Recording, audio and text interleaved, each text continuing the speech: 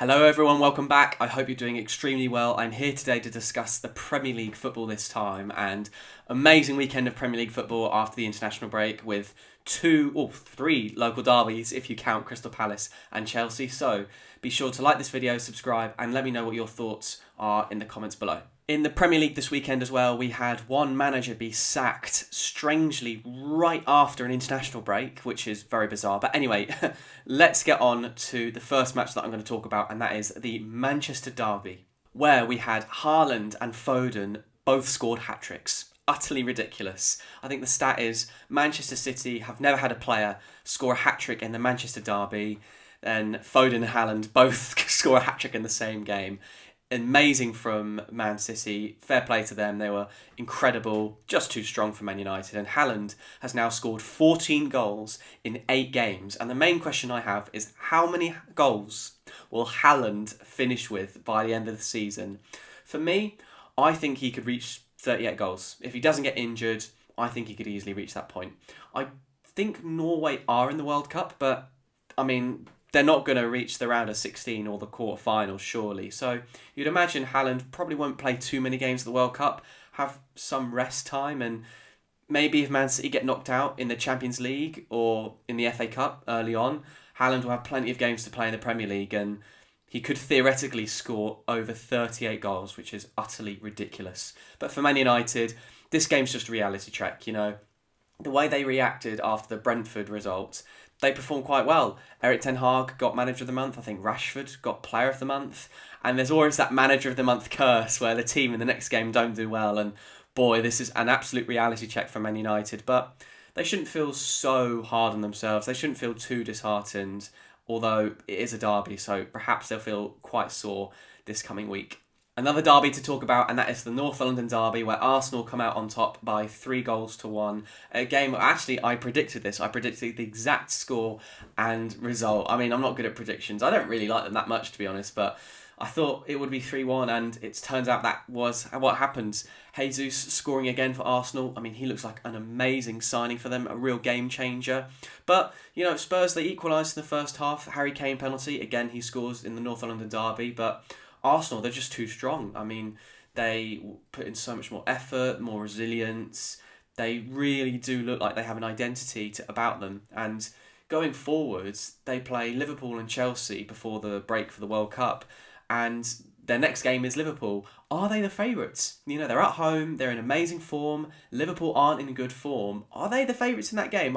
For me, I don't think so just yet. But they look really, really strong. And why can't they still be first going into the World Cup break, or certainly, you know, at the very least only 3 points behind Man City in first? I mean, fair play to Arsenal, having a fantastic season, and I mean, it would be quite ironic now and quite funny if they finished 5th at the end of the season, because, you know, as well as they're playing, squad depth still quite isn't there just yet. But I mean, Mikel Arteta's done a really good job. I mean, he kept going on about a rebuild, and for a while it looked like that rebuild wasn't going to happen, but it's happening now, really, in front of our eyes, and Arsenal playing really well, so fair play to them.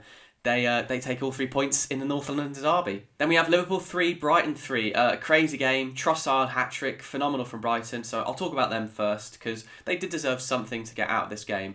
Even though Liverpool weren't at their best, Brighton, I mean, the way they are able to recruit players and managers is utterly ridiculous. And to bounce back from Graham Potter leaving, who was a really influential manager for Brighton and a really good tactician, to play so well at Anfield, full of confidence and no fear whatsoever, amazing from them. Trossard looks like a brilliant player, a top 6 player for sure. I mean, I would be surprised if he doesn't get a move away from Brighton at the end of the season. So Brighton, they continue to progress, and I don't think Graham Potter leaving will disrupt them that much, because their recruitment is so strong.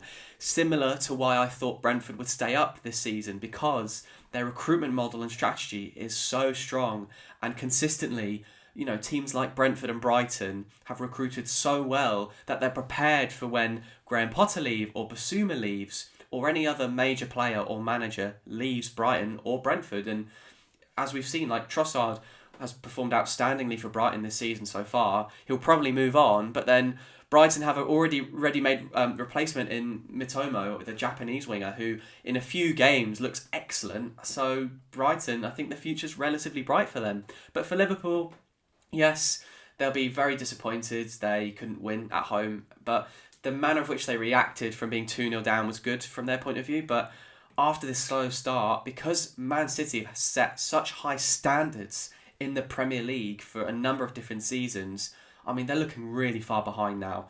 Surely, minimum, they're going to have to beat Man City twice this season to try and catch up with them.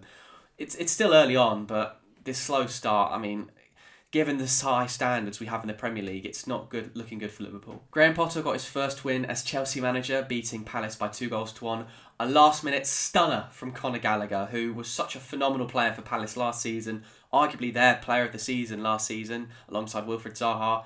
Scored a fantastic goal for Chelsea, and I mean, really, Palace were very good value for money, really, to try and potentially get a point. Maybe arguably deserved a point, but in all fairness, it was a stunning strike from Conor Gallagher, and it was important for Graham Potter to get his first win early on, and that's exactly what he's done. So the next game I'm going to talk about is West Ham 2, Wolves 0. West Ham winning at the London Stadium. A goal from Scamacca. I mean, amazing finish from him, so that's fantastic to see from a West Ham's point of view if you are a West Ham fan.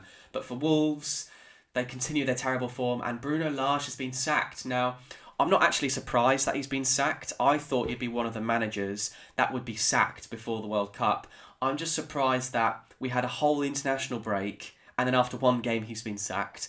I could understand it if maybe Wolves have played 2 or 3 or 4 games after the international break, but one game immediately after the international break and he's sacked. It was very strange. I mean, it was a terrible performance from Wolves, but even so, I find that very odd. Like, either do that before the international break, or maybe do it 4 games in after the international break if Wolves are horrific, or do it before the World Cup. So the timing is strange. And look, I don't think Wolves are going to be in a relegation battle by any means, because I think defensively they're strong enough, and going forward they've got enough goals in Podence and Traore. But I think losing Conor Cody is a massive loss, even off the pitch with his voice in the dressing room. And I think Wolves aren't going to finish, the heights of 7th, 8th and 9th, or maybe even the top half, but I don't think Wolves will be in a relegation battle. They shouldn't be anyway. Maybe some pessimistic fans would call this a relegation to 6-pointer. I wouldn't. It's maybe too early to say that. But Saints 1, Everton 2. Everton coming from behind to beat Saints at St Mary's Stadium. A very good win for Everton, and they continue their good defensive record. I mean, yes, Joe Rebo scored. I'll get on to him in a second. But even so, the partnership of Conor Cody and Tarkowski looks really solid for Everton. Onana, the new signing from Lille, looks brilliant. So Everton look okay. They look, good. Back-to-back wins against West Ham and Saints, either side of the international break. Very good from Frank Lampard's point of view, and definitely something to build on. But for Saints, aside from the signing of Joe Rebo, who looks good, James Ward-Prowse continuing to progress, they haven't had a lot to shout about this season, and I do think they will probably be in a relegation battle unless something ridiculous happens. But to be 1-0 up at home against kind of struggling Everton and lose 2-1 is not a good look. And I think similar to Bruno Lage before he was sacked, I think Ralph was one of those managers that is potentially in danger of being sacked before the World Cup. Then we have Fulham 1, Newcastle 4. Now, I thought Newcastle would win this game, but I mean, clearly game state is involved with this, being that Chalobah got sent off very early on, which meant that Newcastle were then always going to dominate from the rest of the game, and that's what happened. I did think it was a foul, and I did think it was a red card. Chalobah's foot was just a wee bit too high, and yeah, I do think it was reckless tackle. And then from there, Newcastle were always going to comfortably win. For Fulham, I'd be more concerned the fact that Mitrovic came off injured. He was injured on international duty for Serbia, started surprisingly on Saturday, but then came off injured. If that is a long-term injury, that will be a concern for Fulham fans. But aside from that, I wouldn't be too worried or concerned about this result. But for Newcastle, often you see teams, the opposition go down to 10 men, and teams can't capitalise on that. So the fact that Newcastle convincingly won was excellent, without Isak as well, so really good from Newcastle. Then finally, 2 0-0s to talk about. First of all, Leeds v Villa. Similar situation in terms of the Fulham-Newcastle game, being that a red card an off-field decision massively changed the course of this game. Beginning of the second half, Sorielta gets sent off, and then from there, Leeds were always going to try and be defensive and hang on. And to be fair, they got a clean sheet. After conceding 5 against Brentford, to keep a clean sheet, even though they're at home, good from their point of view. So relatively solid. For Villa, it is a disappointing result. I mean, Ellen Road is a hard place to go to, and it's a tough game. But the fact they had a man up for a whole half, Steven Gerrard will be disappointed he didn't win this game. Then finally, Bournemouth 0, Brentford 0. Not too much to talk about other than, actually from Bournemouth's point of view, if they're going to stay up, they've got to win their home games. And Brentford, even though they're a good team, it's one of the easier teams to play in the division. So yes, they got a point and a clean sheet, but they probably need to win this sort of game if they're going to try and somehow stay up. Are they going to appoint a new manager? I'm surprised they didn't. I'm surprised they haven't yet, but they clearly haven't found the right person for the job. So, strange times for Bournemouth, really. But for Brentford, they'll probably come away being disappointed they didn't win this game. Tony had a big chance. So, for my fantasy team, I'm disappointed that De Silva couldn't get that assist and Tony couldn't get that goal. But I think both teams, it's just a boring game. But one there, both teams might look back on at the end of the season and think, we could have won that game. Leicester v Forest is happening tomorrow on the Monday night. And, I didn't think any managers would be sacked so early. I'm stunned that Bruno Lage has been sacked. So, who knows? Maybe if the team that loses, the manager goes, perhaps. That could be the case. But for Leicester Forest, given that Leicester just times are not good there, I think Forest might win this game. I think Forest are going to win, but I'm excited to see what will happen on Monday night. So let me know what you think about Leicester Forest, and let me know what you thought about the Premier League this weekend in the comments below. So please like and subscribe. I'd really appreciate that, and I hope to see you all in the next video. Thank you very much.